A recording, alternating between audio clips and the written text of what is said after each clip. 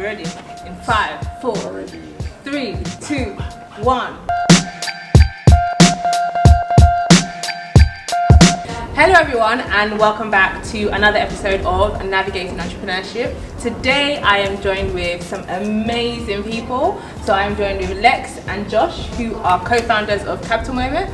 And I'm also joined with Christiana, who is my business partner and the co-founder of Evented. So today we are all going to be talking about all things business partnerships. So my first question to everyone is, why did you decide to go into a business partnership? So I'll start with you.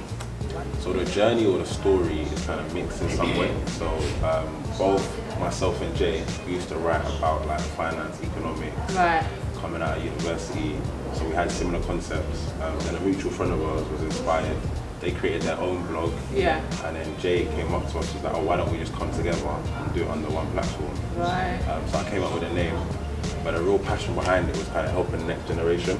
Right. So one big thing for us was we came out of university, obviously we were trying to get through our careers, but we didn't really know how to navigate our careers and the general steps you have to go through life, right? Like maybe buying your first property, saving up for your first car. So we created an outlet to do that, and that's how Capital Moments was born, basically. Amazing. Josh, do you have anything to add? Yeah, I think Lex summed it up pretty well, actually. We came together, we all had our own kind of individual blogs at the time, and we saw that there was power in kind of combining what we were doing, and we all knew each other in one way, shape or another. Right, so you guys actually had a relationship before? Yeah, we did. So it made the conversation about partnerships a lot easier as well, and we knew we had a common goal. So for us, it was, what is our end goal? We are looking to inspire, we are looking to motivate, and help bridge that gap, because a lot of employers always say they find really good employees, but they always lack commercial awareness. So how can we then look to bridge that gap? And that's something that we all had a common goal in trying to do and try to achieve before joining up. So making that partnership decision was very, very easy for me personally anyway. I like that because I feel like it is important when you are going into a business partnership to have that common goal. Like you guys share a vision, so okay, we're going in this direction. Christy, what about you? Why did you decide to go into a partnership? I always tell people that she begged me to be her business partner. Not to do that. So no, I definitely did not do that. So I've had Evented running in my mind from like uni, which was like around 2013. And I knew that I didn't want to do it alone because I just had many other things that I was planning on also doing. And I did know a lot of people who wanted to get into the events industry, but for me, I needed someone who was truly passionate about what I actually wanted to do and what I wanted to achieve with the business. So I'd have conversations, but the conversations that I'd have was me kind of testing, engaging where their mindset was for where they were trying to get to. So indirectly, me and Pedro had lots of conversations about events and just what we were planning on doing and what she was actually trying to do, like going to Nigeria, testing the market there, which I'd already done. So, prayed about it, thought, okay, cool, asked her, and she was like, oh, I'm not too keen on the name, but we're here. So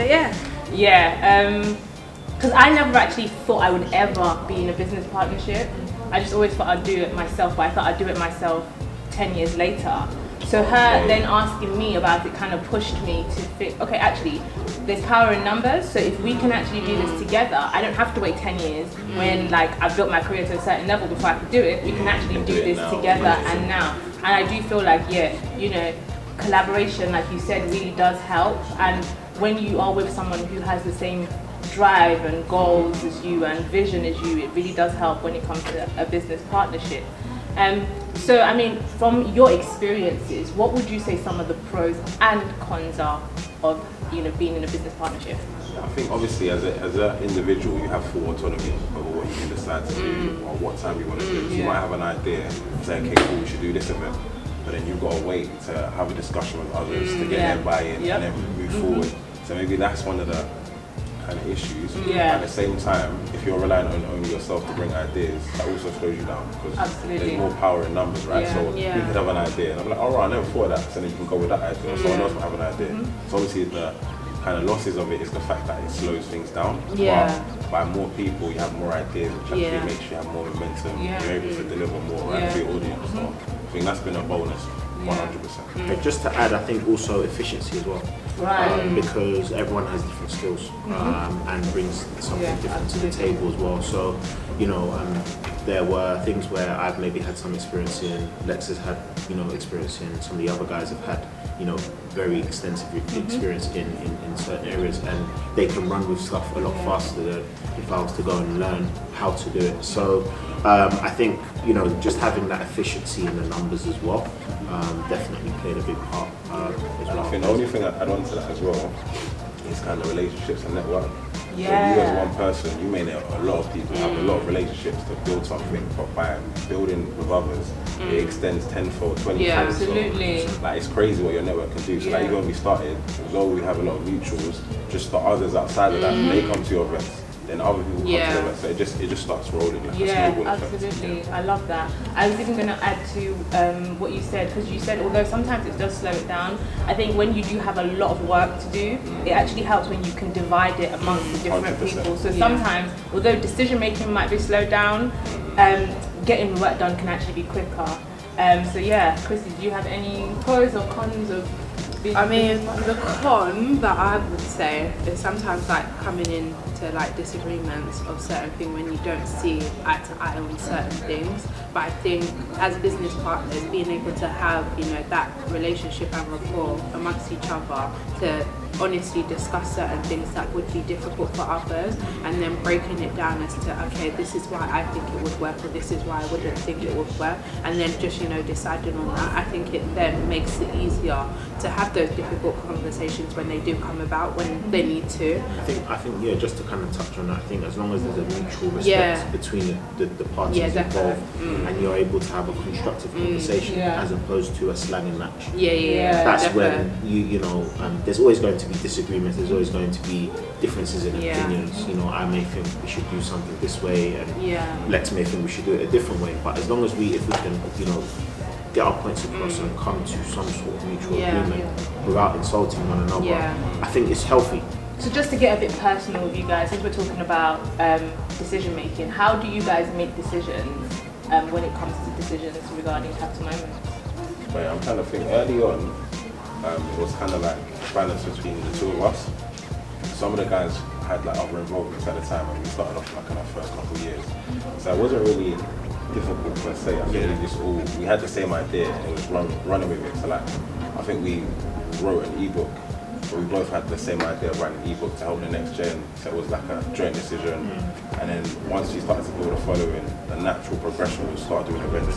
So it was like, okay, what type of event? And then Josh had a relationship with someone, so we did an event with them. So it was like easy. It was just what's the most efficient route? We can follow through that way rather than battle through how do we make the decision. I think now, kind of as the team has grown, we've noticed that, you know, we can't just see this as a friendship, a project amongst friends. We have to now take this a bit more serious. So we've added structure. So we have like fortnightly meetings with the whole team, just so that we continue to hold each other to account. We're proactive about our decisions, but we also don't lose sight of the end goal. And you know, we constantly check in and tie in with each other. Do we still think we're moving in the right direction? What do you think we should do differently? How should we do it differently? And it's not just myself and Lex, it's everyone that has a say in that, because that's the only way you're going to move your ship forward. You know, you can't have two people going in one direction and the 20 other people on the team going in a different direction. You're not going to move anywhere. So my next question is in relation to people who do want to set up business partnerships. So from your own experience, how did you like determine when you formally set up the business, you know, how many shares this person has, or you know, even bringing money in and investing in? Because I know when Chris and I started, we actually started on this is a 50-50 partnership. So everything that we spent money on investing into the business, we both brought equal amounts in. When it came to setting up the business and company house, we both had equal shares in the business. And obviously, as things progress, that could change, you know. But how did you guys do it when you were forming your own partnership? because ours is a bit more of a social enterprise. Right, okay. We set it up as a limited company. So at the time, me and Josh had a strong involvement in the overall project. So we set it up in our name, put P's in. We didn't even need to put P's in per se to notify our shares, but when we did our first event, we put in equal amount of money as like invested capital. Yeah. But then since then, because it's a social enterprise, it's literally self-sufficient. So we do an event, the profits go back into the pot. We do an event, so it's always been topped up essentially, and we've never taken money out. We don't need to, right? It's a social enterprise. Yeah. So because we're not taking profits out, there isn't any disagreement about okay, who's owed this, who's owed that, or I'm putting this amount, I need to get this. So it's always been kind of like calm in that way. That makes sense. Because the reason I'm even asking is because I do know of certain situations where you have someone who maybe this person started the business themselves, and you know they've invested quite a lot of money, and someone comes in after. So how do they now kind of agree on okay, who owns this and how much investment do you have in this and what have you? But I think it is important for people to have those conversations as much 100%. As, you know, sometimes people don't like talking about money and shares because everything is so lovely and rosy. I think it's important for people to have those conversations to know where you stand. And I think you need to have that conversation before anything is agreed. Yeah, absolutely. Because you don't want to go in under a certain pretense. That, you know, everything, like you say, is rosy. But then if you get bought out or, you know, you get a major investor coming in, how do you then split that? That's going to be a very difficult conversation. But if you have everything in writing and you have a clear agreement where you have proof that it was discussed and agreed, if it did, God forbid, go to court or anything, you have that written proof there, so you can argue your case. Whereas anything verbal, oh yeah, Alex, I'm going to give you 50%, and we don't have anything in proof or in writing. Then it's just hot air basically. It is techie because even now I don't really listen to it too much, but I've seen a lot online about the Joe Budden podcast. Oh yeah. What he's done to some of his colleagues, his co-podcasters. Apparently he drew up a contract and they were basically employees. They didn't have equity in the podcast. They got paid by Spotify, etc. And they've got into like disagreement and he basically sacked them. He sacked his colleagues who are meant to be his friends. But they're like, no, you can't sack us. We have equity. But they're like, no. He said, go read the contract again. Oh man. So it's like raw. Like if you man were on the same pattern from the start, then you would have been on equal etc. So it's definitely important for an issue if you want to avoid an issue like that to come up. Yeah, I think it's important to have things in writing. I mean, we had a contract before we started. Because I studied law, I don't care when it comes to contracts. So you wrote up the contract? I drafted it. Did you get it reviewed? I got my dad to review it because he's a lawyer. And obviously she had to read every detail. Obviously the contract was very fair to each party. But actually, speaking of which, do you guys think it's important to have an exit strategy when it comes to, or a plan, or like some sort of agreement in terms of like, okay, you are in a partnership, if we were going to dissolve, you know, what was going to happen, or because I would say it's important. I don't know, from a CM perspective, what would you say? I think me personally, I'm not really thinking of an exit strategy to dissolve. It's more an exit strategy if someone comes in and says they want to take us over, or invest in us, or, you know, change the name and buy us out, and so on and so forth. Because I see what we're trying to build as something for the next gen anyway. So, you know, whether we decide to step down, we would then look to pass that to people who are more than capable to kind of, you know, continue bearing the flag. I don't think personally, from my perspective, I'm thinking of, how am I going to get out of CM? Personally, it's more, how do we get us to the next level? And if it gets to a point where I'm not capable to do that, or we're not capable as a team to do that, how do we then hire the right people to get us to that next level? That's more kind of what I'm thinking about personally. That makes sense. Yeah. But with regards to, because this is your vision, with regards to hiring other people to come on and what have you, would you still want to have some sort of say or, you know, involvement in where it goes? It's difficult to say. From a CM perspective, maybe so. If it's a general business, like one of my other boys, he set up a car business. So he literally buys and sells cars, buys and sells car parts, etc. He literally started it a few years ago. It got to a point he was able to sell it for like 30k, and this is a very small business. So it's like, depending on your business, if it's something that's going to leave a legacy and it's generally kind of helping a generation per se, or if it's just a service and good where you're just doing a particular thing, if you want to sell it and you can get money for it, then find that exit strategy. But if it's different where you're influencing the next gen, I feel like from our perspective, you still want to have some proximity. Yeah, definitely. So you could still guide and balance where the vision's going. So it depends on what your business is. And just kind of touching back on your question, I think even if someone was to take a back seat, you need to basically take the approach that whoever I'm bringing in to be a successor to what we are trying to do has to basically have the same vision as me. Yeah, and I think that's very, very important, and that's where businesses may fail if you're not able to find that mini you, or find traits that you see in yourself in that person. I think even just to touch on what you've just said, I do think that a lot of business owners, CEOs, whoever, when people do hire people under them, it's very important for them to train them properly to be able to take a lead without you being there. Because I do find that a lot of people's businesses cannot run in their absence. And yes, you've hired someone and you think, this person is competent, but if you haven't trained them enough and allowed them to actually run with things and allowed them to lead on things and grow in certain areas, you're always going to feel like, the business can't be sustained without you being there. We used to have an issue along that line where we'd have events, and for us at certain moments in times where it's very strenuous, we'd just be like, okay, cool, we'd ask someone to do it, and then before we know it, we're already doing it because it's just quicker to just do it. So we've obviously had to check ourselves and just be like, we can't hire people and then we're doing the stuff that so training also happened as well. We did do training days for staff so that we can actually get them to a point where we don't have to do this. And I think one thing that I've learned along the way anyway is that I have to allow people to make mistakes. Like as much as I'm like, they would learn from they would learn from their mistakes. Just allow them to just run with it. So I think that's all the questions I have in terms of business partnerships. But do you guys have anything that you would like to just say in terms of for someone who's thinking about it? Any word of advice for them? I'll start with you, Christian. I would say take your time. Know what your vision is, what that person's vision is. Have conversations. Also, like when you then get the partnership or anything, making sure that you still have a friendship but also have a partnership as well. That's where it allows for honesty and just a lot of things to run smoothly. Being able to also check yourselves as well.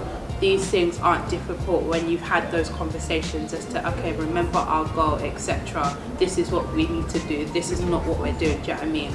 Strengths and weaknesses. Yeah, that's a big one. Very important. Like just knowing what your strength is and what your weaknesses are and being very honest about 100%. it. So, I mean, there's certain things that I don't like doing, and Pedro knows, and sometimes it's like, right, Chrissy, cool, how can I help you?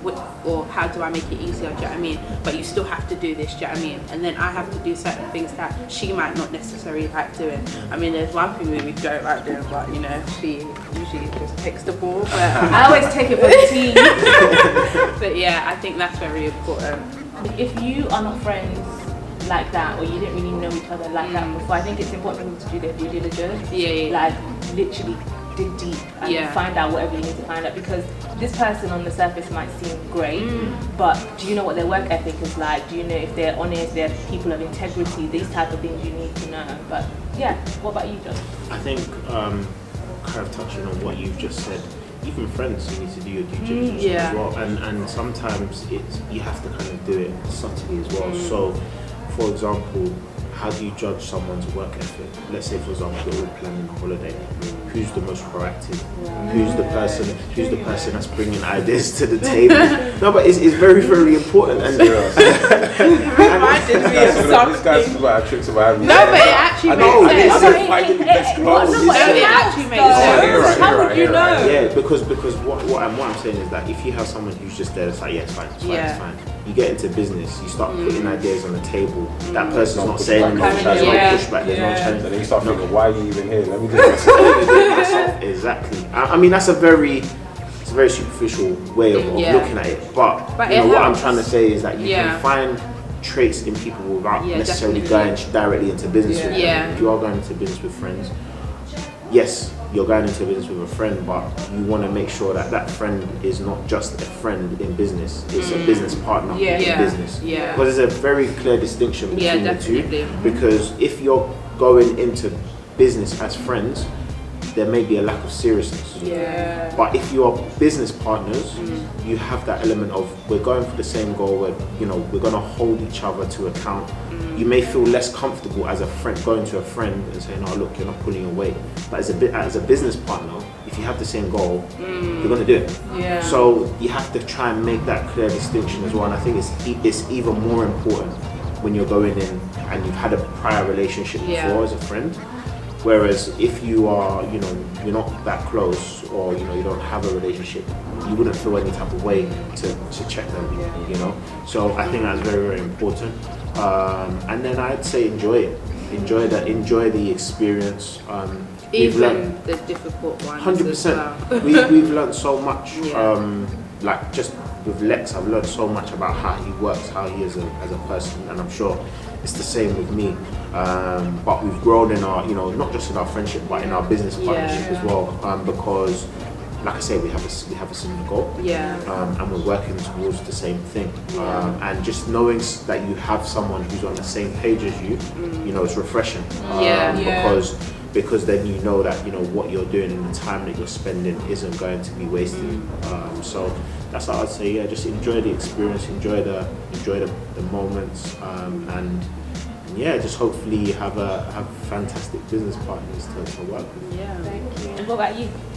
Not too much to add. I think just piggybacking on some of the same comments that have been said, like doing your due diligence. Because obviously when you want to start a business, everyone wants to be CEO straight away. I'm partner of a business. But it's like, okay, what actually goes into creating a business? You understand, okay, setting up a business, making a limited company, is it a partnership? Are you going to be a self-employed sole trader?